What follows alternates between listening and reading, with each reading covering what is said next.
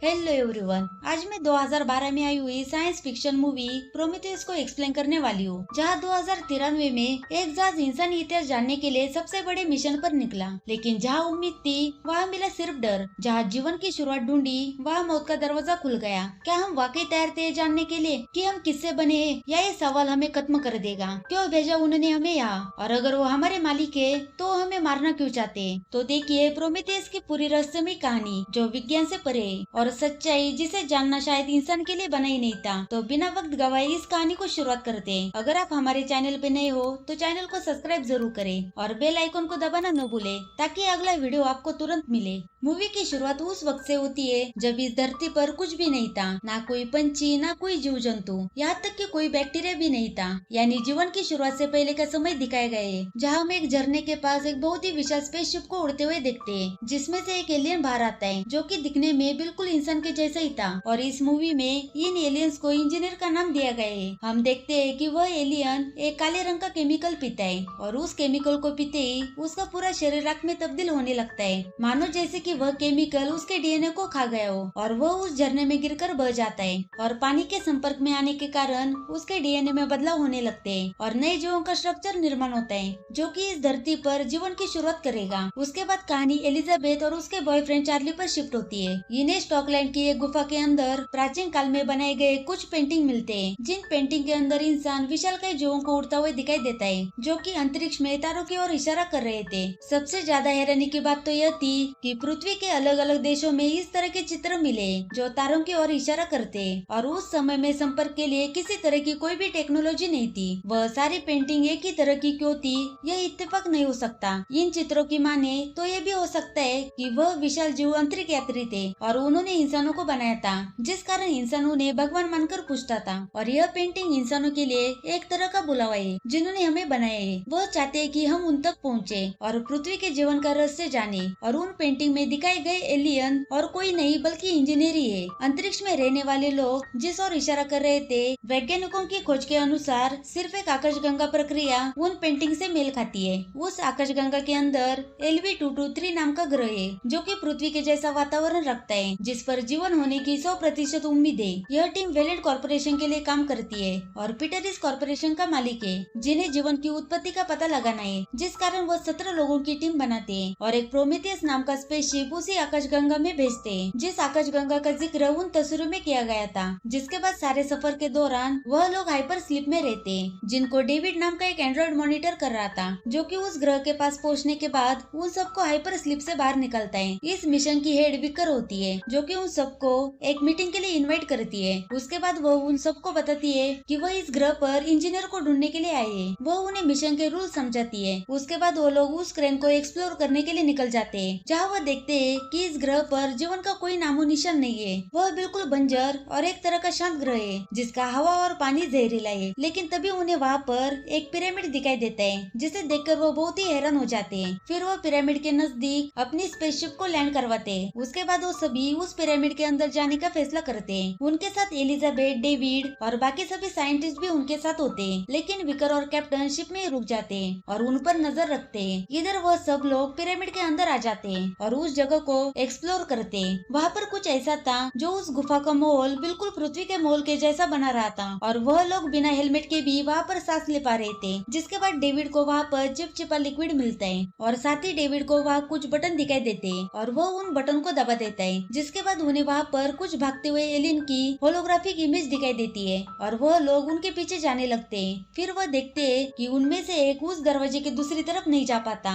जिस कारण उसका सिर दरवाजे के नीचे आकर कट जाता है। आगे जाने पर वो देखते हैं कि वहाँ पर सही में एक एलियन मरा पड़ा हुआ है। जब वो लोग उसकी उम्र का पता लगाते हैं तो पता चलता है कि वह 2000 साल पुरानी है। यह सब देखने के बाद फील्ड वहाँ से शिप में जाने का फैसला करता है और वह मिलबर्न को अपने साथ ले जाता है। जिसके बाद डेविड उस दरवाजे को खोल देता है और वह लोग अंदर जाते हैं। तब वो देखते हैं कि वहाँ पर बहुत सारे सिलेंडर पड़े हुए हैं। वहाँ उन्हें बड़ी बड़ी मूर्ति दिखाई देती है, जो कि बिल्कुल इंसानों के जैसी दिखाई दे रही थी। जहाँ वो लोग देखते हैं कि उस एलियन का कटा हुआ सिर वहाँ पर पड़ा हुआ था, लेकिन वह कुछ ऐसा था जिस कारण से सिर अभी भी सुरक्षित था। लेकिन उनके वहाँ पर आने के कारण वहाँ का माहौल बदलने लगता है और उन सिलेंडर में से एक काला पदार्थ बाहर आने लगता है। डेविड देखता है कि यह ग्लू है और यह जीवन की उत्पत्ति कर रहा था। वह चोरी से एक सिलेंडर को अपने पास रख लेता है। दूसरी तरफ उन्हें शिप में से वापस आने की चेतावनी मिलती है क्योंकि एक बहुत ही खतरनाक तूफान उनकी तरफ बढ़ रहा था। एलिजाबेथ उस सिर को अपने साथ लेती है और वहाँ से सभी स्पेसशिप की तरफ जाने लगते हैं। अब जैसे तैसे वह लोग शिप के पास पहुँच जाते हैं, लेकिन तभी एलियन का कटा हुआ सिर बाहर गिर जाता है। एलिजाबेथ उस सिर को बचाने के चक्कर में उस तूफान में फंस जाती है और उसके पीछे चार्ली भी फंस जाता है। डेविड उन्हें तूफान से बचाकर स्पेसशिप के अंदर वापस लेकर आता है। वापस आने के बाद उन्हें पता चलता है कि फील्ड और मिलबर्न अभी तक वापस नहीं पहुंचे थे। जिसके बाद डेविड एलियन के हेलमेट को खोलता है। एलिजाबेथ उस एलियन के सिर पर एक्सपेरिमेंट करने लगती है।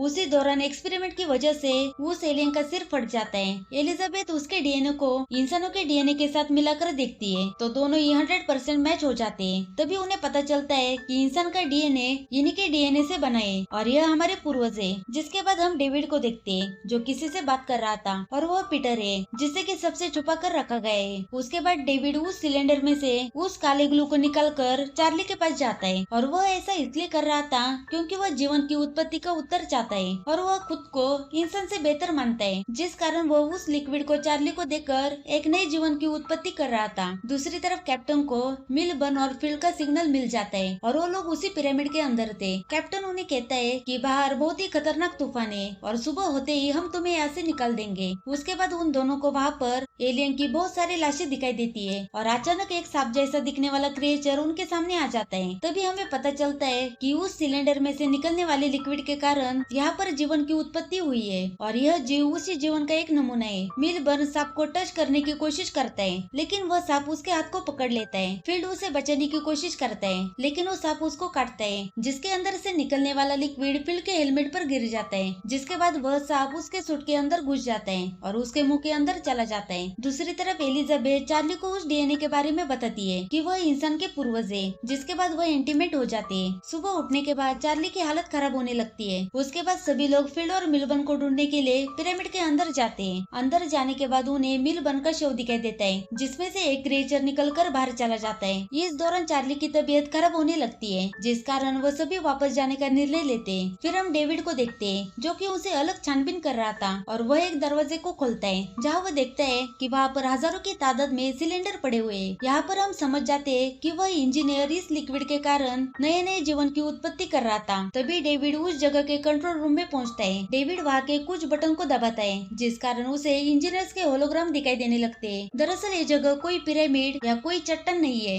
बल्कि वह एलियन का एक स्पेसशिप है। इसके बाद हम देखते हैं कि वह इंजीनियर वहाँ पर आकर उसके सिस्टम को ऑन करता है। तभी डेविड को पूरे अंतरिक्ष का मैप दिखाई देने लगता है जिसके अंदर हमारी पृथ्वी की आकाशगंगा भी दिखाई देती है। यानी वो इंजीनियर पृथ्वी पर आने की तैयारी कर रहे थे और हम ये भी कह सकते हैं कि वह इंजीनियर इस लिक्विड के जरिए इंसानों पर एक्सपेरिमेंट करने वाले थे। फिर होलोग्राम खत्म होने के बाद डेविड को वहाँ पर एक एलियन हाइपर स्लीप में सोया हुआ दिखाई देता है। दूसरी तरफ सब लोग स्पेसशिप के पास आ जाते हैं जहाँ चार्ली की तबीयत बहुत ही ज्यादा खराब हो जाती है जिस कारण विकर उसे स्पेसशिप में लेने से मना कर देती है क्योंकि वह किसी भी तरह के इन्फेक्शन को शिप के अंदर नहीं आने दे सकती। उसके बाद चार्ली विकर के पास जाकर उसे खुद को जलाने के लिए कहता है जिसके बाद विकर उसे जला देती है। दूसरी तरफ एलिजाबेथ चीख चीख कर उसे बचाने के लिए कहती है लेकिन तब तक चार्ली की मृत्यु हो चुकी थी और एलिजाबेथ बेहोश हो जाती है। होश में आने के बाद वो देखती है तो डेविड उसकी बॉडी को स्कैन कर रहा था। उन्हें पता चलता है कि एलिजाबेथ 3 महीनों से प्रेग्नेंट है। यह सुनने के बाद वो बहुत ही हैरान हो जाती है और कहती है कि किसी मेडिकल रीजन के कारण वह मां नहीं बन सकती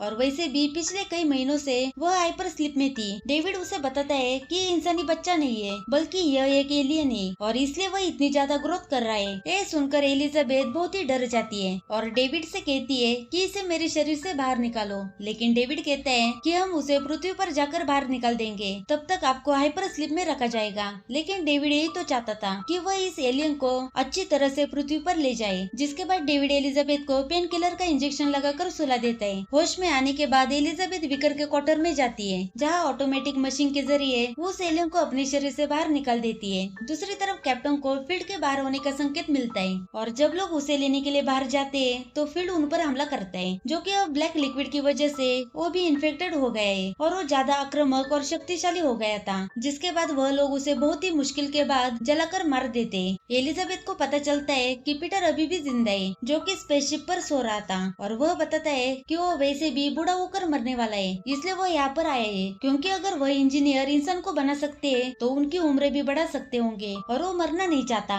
उन्हें पता चलता है कि विकर उसकी बेटी है। विकर पीटर को एलियन स्पेसशिप में जाने से मना करती है, लेकिन वो उसकी बात नहीं मानता क्योंकि वहाँ पर अभी भी वो एलियन जिंदा था जिससे वो बात करना चाहता है। कैप्टन एलिजाबेथ के पास आता है और उसे कहता है कि वो उनके साथ वहाँ पर ना जाए क्योंकि उन एलियंस ने अपने घर से दूर इस प्लेनेट पर एक मिलिट्री बेस जैसा बना रखा है और उन सिलेंडर के अंदर एलियन जीव भरे हैं जो कि बायोलॉजिकल वेपन है। लेकिन उनकी किसी गलती के कारण वह एलियन उन्हीं पर टूट पड़े। एलिजाबेथ कहती है कि उनमें से एक इंजीनियर अभी भी जिंदा है और वह उससे कुछ सवाल पूछना चाहती है, जिस कारण वहाँ पर जा रही है। जब वो सभी लोग उसी जगह पर जाते हैं तब उन्हें वहाँ पर हजारों की तादाद में सिलेंडर दिखाई देते हैं। डेविड एलिजाबेथ को बताता है कि वह एलियन धरती की ओर जा रहे हैं क्योंकि वह पुरानी रचना को मिटाकर पृथ्वी पर नई रचना की शुरुआत करने वाले हैं और अगर हम सीधे सीधे शब्दों में कहें तो इंसानों का खात्मा करने वाले हैं। जिसके बाद डेविड उन्हें बताता है कि यह कोई पिरामिड या चट्टान नहीं है बल्कि उनकी एक स्पेसशिप है। उसके बाद डेविड एलियन को जगह देता है। एलिजाबेथ डेविड को कहती है कि उसे पूछो कि उन्होंने इंसानों को क्यों बनाया और अब हम इंसानों से ऐसी क्या गलती हो गई कि वह लोग इंसानों को मिटाना चाहते हैं। लेकिन पीटर यह सवाल पूछने नहीं देता और कहता है उससे पूछो कि उनकी उम्र बढ़ाने और जिंदा रहने का क्या तरीका है। जिसके बाद डेविड उनकी भाषा में इंजीनियर को पूछता है कि पीटर की उम्र कैसे बढ़ा सकते हैं। तभी वो इंजीनियर बड़े आराम से डेविड के सिर पर हाथ रखता है और डेविड का सिर उखाड़ देता है और पीटर को भी मार देता है। वह इंजीनियर उन लोगों पर हमला करता है लेकिन एलिजाबेथ वहाँ से भागकर स्पेसशिप से बाहर निकल जाती है। फिर वह एलियन शिप को ऑन करने लगता है और पृथ्वी की ओर जाने की तैयारी करने लगता है। एलिजाबेथ कैप्टन को कहती है कि उसे इस आंतरिक यान को रोकना होगा, नहीं तो यह धरती पर जाकर इंसानों के साथ सभी जीवित जीवों को खत्म कर देगा। विकर कैप्टन को स्पेसशिप स्टार्ट करके वापस पृथ्वी पर जाने के लिए कहती है, लेकिन कैप्टन और उसके दोनों साथी पृथ्वी को बचाने का फैसला करते हैं और वह विकर को एस्केप पोर्ट में जाने के लिए कहते हैं। अब उनके स्पेसशिप में कोई हथियार नहीं था तो वह अपनी स्पेसशिप को पूरी रफ्तार से